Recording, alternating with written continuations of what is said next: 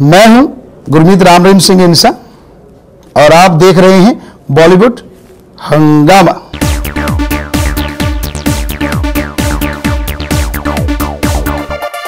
आज हमारी बहुत खुशकिस्मती है कि बाबा राम रहीम हमारे साथ में हैं बॉलीवुड हंगामा पे। उनकी फिल्म आ रही है MSG the messenger. Sir, huge pleasure to have you on Bollywood Hungama first of all, and बहुत बहुत स्वागत आपका। एंड सर, 3000 स्क्रीन्स में आपकी फिल्म आ रही है। बहुत ही it's as good as release as Akshay Kumar की या फिर बड़े से बड़े बॉलीवुड के स्टार की फिल्म की रिलीज आपकी हो रही है। कुछ उसके बारे में बताएं कि दैट आपकी डेब्यू हो रही है इतने बड़े पैमाने पे। फिल्म बहुत ही रहस्यमयी है, बहुत स्टंट है इसमें, बहुत रोमांच है और हम चाह रहे हैं कि ये हर किसी तक पहुँचे। कंपनी से जब बात हुई थी तो यही बोला गया था कि जन जन तक ये चीज़ पहुँचे, मैसेज है और हमें लगता है यूथ को चेंज होगा और उसके साथ साथ पूरे समाज में बदलाव आएंगे। ओके सर, आपने कहा है कि दैट इसमें यूथ के बारे में आपने बात करी है और उनको चेंज करने के बारे में बात करी है कि नशा प्रवृत्ति से उनको निकलना चाहिए एंड और भी बहुत अच्छी अच्छी बातें आपने करने की कोशिश की गई। लेकिन ये भी एक तरफ सेंसर बोर्ड का ऑब्जेक्शन था जो इससे पिछले वाला था कि इसमें आप कहीं ना कहीं मिरेकल्स आप करने की दिखाने की कोशिश कर रहे हैं और कहीं ना कहीं वो शायद अंधविश्वास को फैलाता है। यहाँ तक फिल्मों की बात है, हमने इसमें साफ लिखा हुआ था कि हम बहुत से स्टंट ऐड कर रहे हैं, बहुत सी कल्पनाशील चीज़ें ऐड कर रहे हैं। रियल स्टोरी तो है ही है, लेकिन बहुत सारी चीज़ें जो फिल्म की ज़रूरत होती है। तो कोई मिरेकल इतना बड़ा नहीं है कि हम चलती ट्रेन को हाथ लगा के रोक दें या उड़ते जहाज को पकड़ के धरती पे उतार दें, तो ऐसा इतना बड़ा उसमें कुछ नहीं है, पर वो स्टंट है, वो मिरेकल नहीं है। HIV पेशेंट को आपने अपरेंटली शायद क्योर कर दिया है। नहीं, ऐसा उसमें कुछ दिखाया नहीं गया है। जो रियलिटी में ऐसा हुआ है, बस वो कोई एक कलाकार उसको बोल रहा है कि भाई अगर लोग यहाँ आता है और ईश्वर की भक्ति करता है तो वो उससे लोग ठीक होता है, ना कि हम ये बोलता है कि लोग हमारे हाथ छूने से ऐसा कुछ भी उसमें नहीं बोला गया। और वो कोई एतराज नहीं, ट्रिब्यूनल कोर्ट ने जो देखा है तो वो कहते नहीं है, ऐसी कोई बात नहीं है। उसमें ये बोला गया कि अगर आप ईश्वर की ऐसे भक्ति करते हैं और दवा साथ में चलाते हैं, दोनों चीज़ें तालमेल से, तो बहुत लोग ठीक हुए हैं। तो उनके फाइल हैं, उनकी पूरी बीमारी का कैसे फाइल था और कैसे वो ठीक हुए, तो ये सारी चीज़ें हैं। लेकिन इस फिल्म में ऐसा कुछ नहीं है, इसमें सिर्फ बताया गया है कि लोग ठीक होते हैं।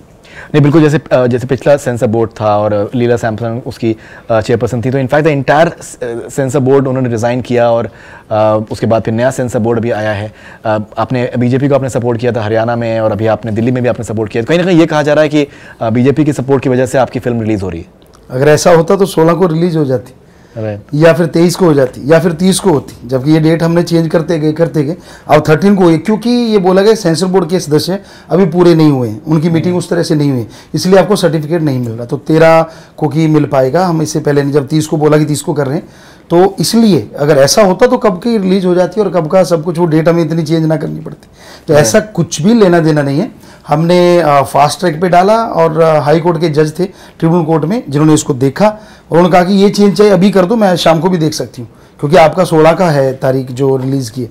तो हमने, हमारे एडिटर सब लोग तैयार बैठे थे, तो करना भी लंबा चौड़ा कुछ नहीं था, एक लाइन म्यूट करना था, म्यूट करने में देर नहीं लगती, आप लोग जानते हैं, और एक शब्द म्यूट करना था और आगे पीछे डिस्क्लेमर जो लगता है ऑलरेडी, तो वो तैयार ही था। तो उन्होंने जो बोला वो चीज़ें हम लिखने जा रहे थे, उन्होंने कह दिया 1 मिनट पहले 1 मिनट बाद में ये रुका रहना चाहिए, तो वो सब कुछ उनको करके दिखाया, तो उन्होंने ग्रीन सिग्नल दे दिया। सर, रिसेंटली भी एक फिल्म आई थी PK और उसमें कहा गया था जैसे कि अंधविश्वास के बारे में, उसमें कहा गया था कि लोगों को ऐसा भगवान को सही मानों में तलाश करने की कोशिश करनी चाहिए और अंधविश्वास को ऐसा नहीं फॉलो करना चाहिए। तो आपने कल एक अपनी राय प्रेजेंट भी करी कल प्रेस कॉन्फ्रेंस में, बट पर्सनली मैं आपसे पूछना चाहूँगा कि आपका क्या मानना है कि दैट कहीं ना कहीं एक आपने साइंस के बारे में बात करी कि आपने सारे मजहब पढ़े हुए हैं, आपके फॉलोअर्स में सारे मजहब के लोग शामिल हैं, सभी लोग जी, तो कहीं ना कहीं इसमें आपका क्या कहना है कि लोगों को साइंटिफिक बातों को फॉलो करना चाहिए या फिर एक सर्टेन भावना की स्पिरिचुअल बातों को भी फॉलो करना चाहिए? असलियत बात ये है कि जो हमारे धर्म है जी, मेनली जैसे हमारे वेद हैं, पवित्र वेद, तो क्योंकि हम नॉन मेडिकल के स्टूडेंट रहे और हमने सभी धर्मों को पढ़ा,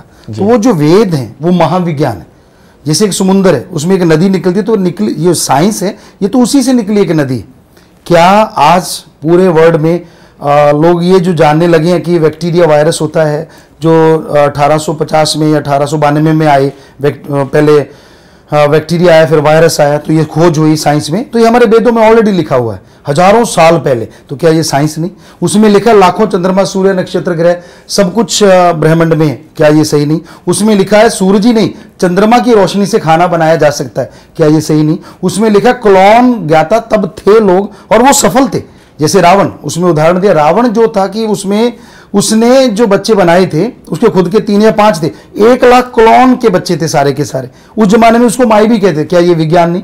तो एटम परमाणु उस समय कंधे पे रहता था, क्या ये विज्ञान नहीं आज धरती में? तो हम कहते, हमारा मानना ये माइथोलॉजी है, मतलब हमारा मानना ये है कि धर्म को सही तरीके से ओपन माइंड से पढ़ा जाए, धर्म महाविज्ञान है। और भगवान को पाने का भी उसमें तरीका क्या बोला है कि आप मेथड लें और उसको रिपीट करें।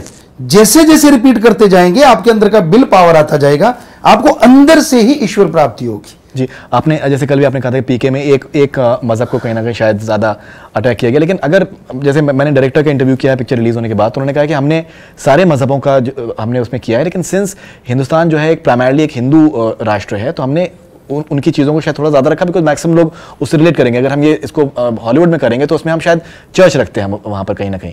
तो आपका इसके बारे में क्या कहना है? बिकॉज और भी मजहबों को कहीं ना कहीं उन्होंने कहा था कि और भी मजहबों में घपले हैं। असलियत ये है बेटा कि हमने इस फिल्म को देखा नहीं, हमें तो जो पत्रकारों ने बताया 100% नहीं, किसी फिल्म को देखा हुआ नहीं। हमें पत्रकार समाज ने जो बोला कि गुरुजी उसमें ऐसा ऐसा है जी, तो फिर हमने बोला कि ये तो गलत है कि ऐसा कहना कि आप महादेव को कहते हो कि वो बाथरूम में बंद हो गया, चाहे वो कोई एक्टर क्यों ना हो, कलाकार है तो वो डर के भाग गया। तो महादेव जी ने तो जहर गले में धारण कर लिया था पूरी दुनिया को बचाने के लिए, बिल्कुल। तो आप उनको कैसे कह सकते कि वो बाथरूम में रहने से डर गए? तो ये चीजें हमें जो वो एक वो किरदार निभा रहे थे, वो एक थिएटर के किरदार निभा रहे थे। इट वाज नॉट एग्जैक्टली बेटा ये किरदार हिंदू धर्म का ही निभाया जा सकता है क्या? ऐसा किरदार कोई मुस्लिम या किसी और धर्म का निभा सकता है क्या? नहीं, उसमें बोला उन्होंने कि 3 अब चार शादियां मान जाएंगे। नहीं, अगर उन्होंने बोला फिल्म में मान 4 शादियां, अगर महादेव जी का हो गया जी, आप इस्लाम धर्म का हम कहते नहीं है कि ऐसा कहना भी नहीं चाहिए, या किसी और धर्म का किसी भी पैगंबर का एक बार दिखाने की वो डायरेक्टर हिम्मत कर लें, हम मान जाए कि वो सच कह रहे हैं। आप बात छोड़िए, हिंदू धर्म का तो झट से दिखा दिया, और का दिखाए ना। उसमें उन्होंने पादरी को दिखाया कि वो कन्वर्जन कर रहे हैं, तो उन्होंने बोला कि भाई ये महादेव जी और पादरी तो छोटी चीज होगी ना। महादेव जी कहाँ हैं जी? अगर उनके बराबर दिखाना तो फिर तो पैगंबर चलेगे ना, कि देवी महादेव चलेगे, तो वो पैगंबर। और जो पादरी है, पादरी के बराबर अगर माने तो हमारे जो होते हैं मंदिर में जो पैगंबर पुजारी होना चाहिए। पैगंबर किसमें? इस्लाम में नहीं, किसी भी पैगंबर को, किसी भी गुरु को, किसी महापुरुष को, इस धर्म को छोड़ के और धर्म के को अगर वो डायरेक्टर कहते हैं कि हमने तो सभी का दिखाया, लेकिन वो चर्च में नारियल फोड़ते हैं, उसके अंदर एक सीन ऐसा चर्च में, हाँ वो एक अलग चीज है। महादेव जी को दिखाना, हम कुछ और कह रहे हैं। इतने बड़े हमारे जो श्रद्धेय हैं उनको दिखाना, इसी के तुल्य किसी और धर्म के उतने बड़े को क्या वो दिखा सकते हैं क्या? ये छोटी छोटी चीजें तो ये पुजारी दिखाना चाहिए था ना। फिर महादेव जी क्यों दिखा? पुजारी को दिखाना था बाथरूम में बंद है और वो डर के भागे, फिर तो बराबर था। तो लेकिन ये चीज जमी नहीं कुछ। अगर वो कहते कि नहीं हम तो कर सकते, तो फिर नेक्स्ट में कभी करके काफी आपके इंटरव्यूज देखे आपने, बहुत अच्छी बात आपने कहीं ना कहीं कही है कि यूथ जो आपको फॉलो भी करते हैं, ब्रह्मचर्य के बारे में आपने बात करी है, लेकिन कहीं ना कहीं ये भी आजकल आ रहा है कि वो आई थिंक शायद साक्षी महाराज ने कहा है कि 4 बच्चे पैदा करने चाहिए। तो अभी उसमें आपको क्या कहना है कि भाई 4 बच्चे पैदा करना सही है कि ब्रह्मचर्य सही है, क्या सही है? यहाँ तक हमने धर्मों में पढ़ा, बच्चों के बारे में तो उसमें कुछ लिखा नहीं है, लेकिन ब्रह्मचर्य के बारे में जबरदस्त लिखा है। नहीं, बहुत आपके अच्छे विचार थे, मैंने आपके इंटरव्यूज देखे। ब्रह्मचर्य जबरदस्त है, उसको रखने से आप 100 में से 99 बीमारी आपको टच नहीं करेगी, एक करेगी वो कर्म रोग भी हो सकता है। तो उसमें मेथड ऑफ मेडिटेशन करते रहेंगे तो उससे भी आप लड़के जीत जाएंगे। एक तो ये चीज है। और दूसरी रही बच्चों की बात, तो उसमें ऐसा कुछ लिखा नहीं, लेकिन ये भी लिखा ज्यादा पैदा करो पर संयम, कि ब्रह्मचर्य जब तक मैरिज नहीं होती आप रखें, लेकिन शादी के बाद भी संयम। एक आप उत्पत्ति के लिए तो आए ही हैं संसार में, बच्चे तो पैदा करने ही हैं, लेकिन ये कहीं नहीं लिखा कि ज्यादा करें या कम करें। अभी हिंदुस्तान की इतनी पॉपुलेशन है, उसमें अगर 4-4 बच्चे अगर सब लोग पैदा करेंगे तो फिर तो ये साइंस के अकॉर्डिंग तो, और जो आज हम जिस स्थिति में रह रहे हैं, तो हमने तो ये बोला हुआ बहुत देर से कि हम एक हमारा एक, कि पति पत्नी दोनों अर्धांगिनी कहलाती है, 2 नहीं होते तो एक ही है। तो एक हुए तो एक कहीं होगी, एक लड़की होगी, कहले गुरु जी एक ही लड़की है तो अब हम शादी कैसे करें और हमारा वंश का नाम कैसे चलेगा? तो हमने उनको नाम दिया कुल का कराऊं। वो लड़की शादी करवाती है और लड़के को घर लेके जाती है, और उससे जो बच्चा होगा वो लड़की के नाम से जाना जाएगा। ये लड़के से भी एफिडेविट, उनके परिवारों से, और ऐसी 7 शादियां हो चुकी हैं। तो ये हमने एक नई चीज शुरू कर रखी है। बहुत विरोध हुआ था उसका, तो हमने एक सवाल पूछा था, आज आपके माध्यम से भी पूछ रहे हैं, कि जो लोग कहते हैं बेटे से वंश चलता है, बेटे के अंदर खून होता है माँ बाप का, बहू आती है दूसरे खून वाली, उसका बच्चा वंश चला सकता है।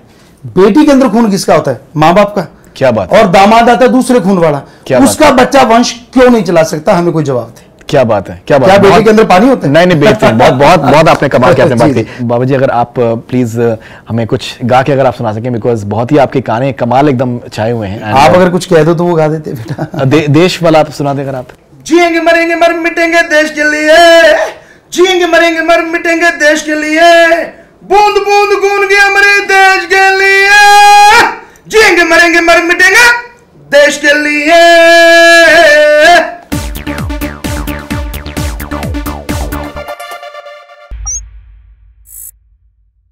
Hi, this is Faridoon Shahryar. For the most interesting celebrity interviews, do subscribe to Bollywood Hungama. Keep on watching.